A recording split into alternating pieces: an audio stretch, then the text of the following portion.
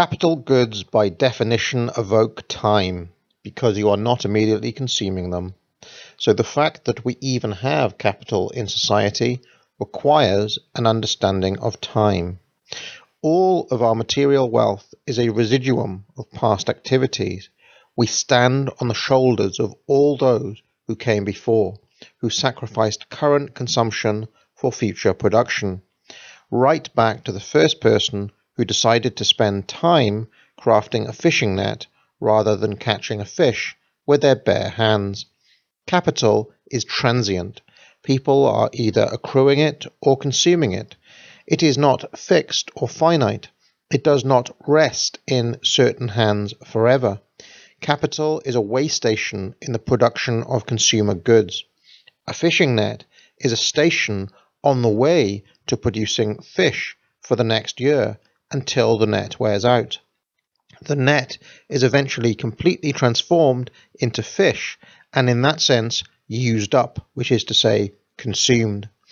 The same thing is true of huge factories that are equipped with robots. The capital is not fixed in the sense of being there forever. They are eventually used up, consumed in the production of tins of tomatoes, automobiles, or whatever else. So, in effect, these robots in the factory, the capital goods, are half-baked cakes on the journey of being a fully baked cake, which is a consumer good. The robot and the factory are tins of tomatoes or automobiles or whatever else in their unfinished state. Eventually, they will be completely transformed into those consumer goods. The entrepreneur-capitalist who commits to purchasing these half-baked cakes are making a bet for the next 20 or 30 years that people are still going to want to buy full cakes. In other words, the person who builds a factory is making a bet that people will want tins of tomatoes or cars for a long time, long enough for them to justify the expenditure on the factory and the robots.